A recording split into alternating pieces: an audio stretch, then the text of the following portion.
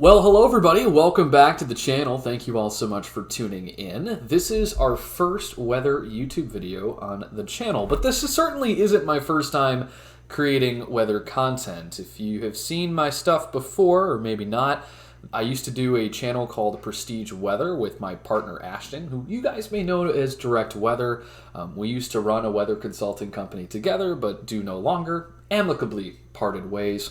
So this is actually my first time doing things solo. We're going to see how it goes, but one of the things that I really want to do on this channel is provide a different perspective on the weather, right? I want to be able to dive into things beyond just the big storylines. You know, I know a lot of folks out there, we talk about severe weather, we talk about hurricanes, right? Those are the big attention grabbers, but that's not the only thing that impacts our weather. For example, drought is a huge impact to a lot of business sectors. If you're in agriculture, huge connection there, or any commodity. Drought and flooding do significantly impact many of the businesses and business sectors that make up our economy, right? So you get the point, right? Flooding, droughts. We're going to try to cover temperatures, huge temperature swings. If we're talking about a warm-up, if we're talking about a major cool-down, we're going to make sure to cover those during these videos. So that's going to be kind of the way we differentiate things. And so I wanted to give that programming note out of the way. For those of you that also haven't seen my content before, a little bit about me. I actually recently completed my bachelor's degree in meteorology. It certainly was a pretty challenging and difficult road. So if you have any questions regarding the meteorology degree path or any way that I can help you out on your academic journey, feel free to message me here on YouTube or post a comment down below, and we can always stay in touch that way. So listen, let's just dive right into it, right? There's a lot of severe weather over the next few days, and it's so much so that it's probably not going to be amicable to cover every single day here on this video. So the way this is going to go today is I want to focus in on a severe weather risk that I don't think really is getting enough attention, and that is the slight risk forecasted for today across extreme west central and even parts of the Texas Panhandle in Texas. So there's an interesting component to this forecast today. We're going to talk about that more during the video. And I think what I'm going to do is, rather than forecasting out each individual day, because the severe weather risk pretty much goes all the way to Sunday, from, say, the Central Plains all the way back into the Midwest and the Lower Great Lakes, I think I'm going to take this a little bit one day at a time, right? And the reason for that is because when we're doing weather forecasting, it's important to get more data, right? More data is always good or bad, but mostly good, right? Because it gives you more of an insight and clarity as to what we could expect on those days. And so the closer we get to these events, the closer we get to that day, the more information that we have, especially on a date like today where it's forecasted to take place later on this evening. Now, the threat that we're going to be talking about for day one, which again is April the 24th, is going to be mainly damaging winds and hail. There is also the 2% chance of a tornado for today. That is going to be a very conditional threat. Again, we're going to dive into day one outlook throughout this discussion. And as I said before, I think what we'll do is we'll also kind of give you the synoptic breakdown of what we're expecting beyond today, going into Thursday and then the rest of the weekend. I'm not going to dive into each individual day. We're going to take it, of course, one video at a time. And I'm also going to be sure to touch on a few other things. We have drought to talk about, right? I just went on a whole diatribe about how it's important to cover some things that don't get enough attention. So we're going to talk about drought as well during this video today, and also look at the rainfall outlook, because besides severe weather, remember, flooding is the most lethal weather hazard out there, right? It kills a lot of people, unfortunately. So it's going to be very important to also talk about flooding. There will definitely be a heavy rainfall threat for the same areas that are expected to get severe weather over the next few to several days. So if you do enjoy the video today and you want to follow for more content, be sure to subscribe down below. Leave a comment as well. Let me know if you have any questions or anything that I can answer for you regarding your local weather forecast. One of the great things about this channel is I'm going to respond to every single comment that is posted, and that is not a promise, it is a guarantee. Also, I want to just add one last thing before we get started on today's video. To me, this channel is a hobby, right? It's something that I love to do. I love putting out content. I like getting to know new people in this community. So, like I said, I mean, this really isn't something to where I'm totally all in, and this is what I do full time.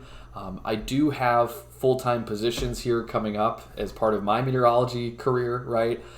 So this isn't going to be a full-time thing. That being said, I am going to dedicate a good amount of time to this channel and just giving you guys free content. So whatever happens with the channel long term, if it gets to 1 million subscribers or 10 or 100, to me, it doesn't matter, right? To me, the way I look at it is the more people that view the content, the better. So this isn't something that I'm really like, this is my full-time career. This is something that I want to do because I enjoy it. And I hope you guys do see that throughout as we continue to post content here on the channel. All speechy aside, let's go ahead and get right into today's video. Before we get into the severe weather discussion, let's quickly take a look at the latest drought conditions across the United States. At the moment, the worst drought looks to be near the plateaus of New Mexico, as well as extreme southwestern Texas, and even back towards San Antonio. Then we also have a secondary area of extreme drought up towards northern and central Iowa, eventually getting back into Missouri and Kansas. Now, the good news is we have seen some improvement in the drought for those areas circled near the Midwest and the Central Plains. And that same area that's experiencing drought within this region circled in black is going to be experiencing quite a bit of rainfall here over the course of the next few days. As we talked about in the beginning of the discussion, while there is the chance for severe weather, the other thing to take into account is that there is going to be continuous convective thunderstorms moving through the same areas of Kansas, Nebraska, Iowa, Missouri, even all the way back into northern Illinois. That's going to bring with it the potential for some flooding, especially for areas that are experiencing the worst drought. The reason for that is because when your soil tables are really dry and your grass and your soil is very dry, that causes a lot more rain to run off. That soil is not charged up, right? It doesn't have a lot of rainfall exposure, so a lot of that rainfall is going to run off in ponds. So we could see quite a bit of that here over the next few days. We also do run the chance at some flooding for areas east of the drought for those folks here in northern Illinois, and even further east into the eastern Great Lakes that could be seeing their next chances at rainfall. Both of those areas could experience some flooding concerns, especially for river basins that have experienced a lot of rainfall. That, of course, is going to exacerbate flooding concerns there, too. So you really have a catch-22 over the next few days. You have flooding in areas that are experiencing some extreme drought, but then you also could have some flooding concerns for areas not experiencing drought in places like the lower Great Lakes and even further east, depending on the evolution of this system. So we certainly have to deal with that. And speaking of which, let's talk about how much rain we could be seeing here over the next few days. Here is the latest rainfall forecast for the lower 48. And by the way, if you're wondering, this is taking into account just overall precipitation over the period of 168 hours. So we're really talking about over the next 5 to 7 days of total precipitation. Remember how we just talked about the drought? Well, look where most of the rainfall is going to take place. Right through Missouri, Kansas, Oklahoma, all the way back into northern Illinois and Wisconsin. Total rainfall over this period is expected to be anywhere between 2 to 4 inches of total rainfall precipitation. So areas, especially near Missouri and Iowa, you certainly want to keep tabs on that. I know there's the chance of severe weather. I know we're going to talk about tornadoes, damaging winds, and hail over the next few days, but as I've mentioned before, flooding is a major hazard that we always have to take into account, especially for these areas circled that are currently experiencing some significant drought. So flash flooding is certainly a concern. The Weather Prediction Center also has a couple of flood outlooks over the next few days, so they do have slight risks of flooding for portions of eastern Iowa into western Illinois going into the weekend, and also a couple others scattered about throughout the Central Plains. So there certainly does run the risk at flash flooding, as well as just overall flooding over the next few days. That being said, let's get right into that severe weather conversation. Taking a look at the latest weather pattern right now. This, by the way, is courtesy of College of DuPage Meteorology. You saw this at the start of our video, and now we're coming on back to it. And so these red lines here and these X's, this is taking a look at the visible satellite with a 500 millibar overlay. The 500 millibar is what we refer to as our jet stream. So you probably see it on TV if you watch the local news, or if you're watching a meteorologist talk about the jet stream. We derive that from the 500 millibar height level. And in meteorology, we use pressure as a reference for height, right? So 500 millibars in reference would be about 3 to 5 kilometers off the ground or above ground level. So this is important because, before we even dive into models, I want to just show you what pattern we're in right now as of the time of this video, and then show you where we're going. It's important to understand what's happening now and what's going to be expected here in the future. So starting first, we have a trough, ridge, trough pattern. And so why this is important is because we want to understand what type of pattern we're in. We're certainly not in a zonal, right? We're not seeing a lot of stability blanketed across the lower 48. We're actually in more so of a progressive pattern. When we have variations in high and low pressure, that means that we're seeing a lot of fluctuations taking place. The weather in the Northeast, as you can see by our cloud cover, is certainly a lot different than what we're seeing out here in the Rockies and Central Plains with this broad upper level ridge. Keep in mind, as I just alluded to, troughs are typically associated with low pressure, and ridges are typically associated with areas of high pressure and stability, what we refer to as height rises and height falls. Troughs are referred to as more of height falls, and then you expect to see height rises in our upper level ridge systems. So clearly, trough, ridge, trough in place across the lower 48. Our system of concern, and what we're really keeping an eye on, is this shortwave feature off the coast of California. This is really going to be the synoptic catalyst to the severe weather threat that's going to be eventually impacting the Central Plains all the way back into the lower Great Lakes over the course of the next few days. Now, what you're going to see on the model output here in just a moment is that as this shortwave trough progresses northeast, it's going to eventually encounter the Rockies, and it's going to undergo a process called Lee cyclogenesis. And the best way to think about that, and you'll see more of a visual here, like I said, in a moment, is that when these systems encounter mountain ranges, right, you have the windward side of the mountains, and then you have the leeward side. So on the windward side of mountains is where we typically see our weather, as you can kind of see here in places like Colorado and Wyoming. But then on the other side, we have leeward side weather, which is relatively dry, pretty quiet, right? Because all of our weather is moving upslope, and then afterwards, once we have convective initiation or any sort of precipitation taking place, the leeward side tends to be dry. But that doesn't mean that there's nothing going on the lee side of the mountains. In this case, we actually undergo lee cyclogenesis, meaning that as the low swings across the mountains, it interacts with them, right? You have a frictional component that slows the system down due to friction. Once you reach the lee side, you then deepen your low, and then it actually speeds up pretty quick, right? The pen kind of got really small. And then it speeds up pretty quick. So that has significant implications. Lee cyclogenesis tends to strengthen our low pressure systems or surface lows, and then it also accelerates them pretty quick and speeds them up as they progress with time, if they move northeast or east. In this case, they're going to swing likely northeast once it undergoes lee cyclogenesis across the lower Great Lakes. This is taking a look at the latest model guidance courtesy of the HRRR, which is a short-range guidance model. we can see here by the time we get to later on this afternoon, and actually towards the evening, this is around 1Z Thursday.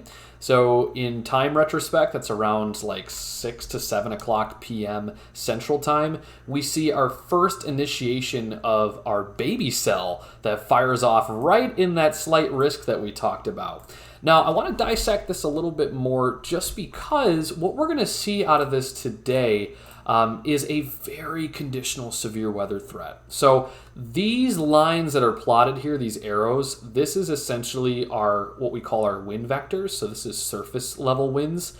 And if we were to follow these little wind vectors, we have southerly moisture advection, pretty strong moisture advection for this region.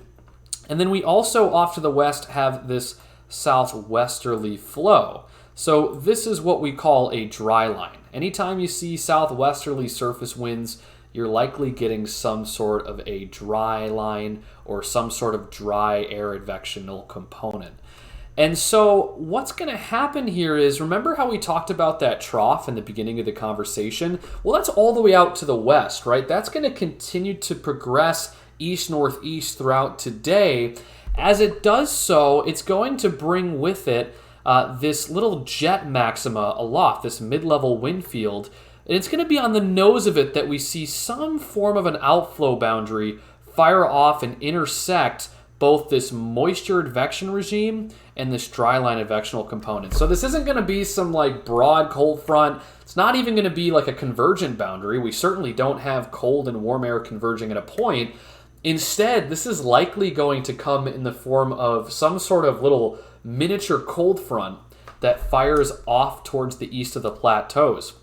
As it does so, it's going to be intersecting this warm air advection regime as well as that dry line, and that's where we would see initiation in the area circled here in black. Now, why I don't think there's going to be a significant chance at a tornado today is because of the fact that we don't really have a lot of forcing here, right? We don't really have a lot in the way of a lift. We have a dry line, we have moisture advection, but an atmosphere is going to be pretty capped, right? So there is the possibility that we don't see initiation. It's a very 50-50 chance here that we see any sort of convective mode later on today. Remember, this environment is very capped. Storms are likely to be very elevated.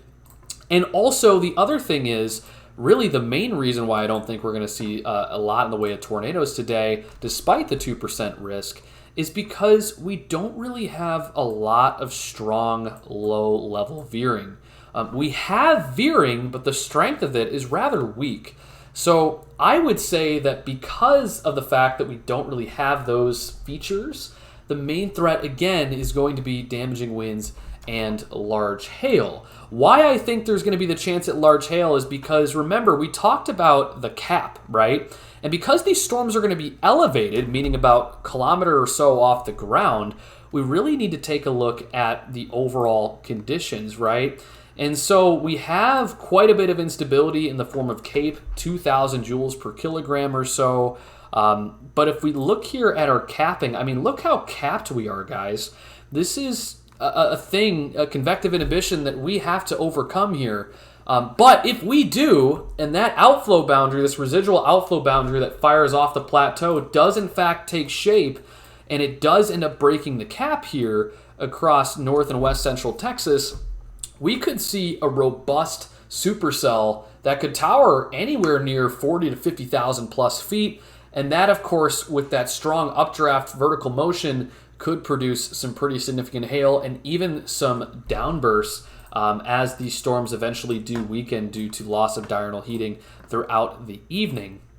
So if we head on back here to our convective precipitation, we can see that this cell does eventually... oops, that was the wrong one. Let me see here. Did I lose it? Oh, no, there it is. So as you can see, by the time we get to the evening, right, if we just show the evolution here, we go from a baby cell, and then eventually we go to a full-blown supercell with an eventual left split by the time we get to tonight. And of course, that dies off as the cap grows stronger, re-intensifies, and as we lose diurnal heating into the overnight. So as you can tell, again, pretty conditional severe weather risk for later on today. and really into the late afternoon and evening hours for portions of north central and west central Texas. But just to recap, we have really steep mid-level and lapse rates that are going to, of course, provide a really unstable atmosphere and an unstable air parcel with height.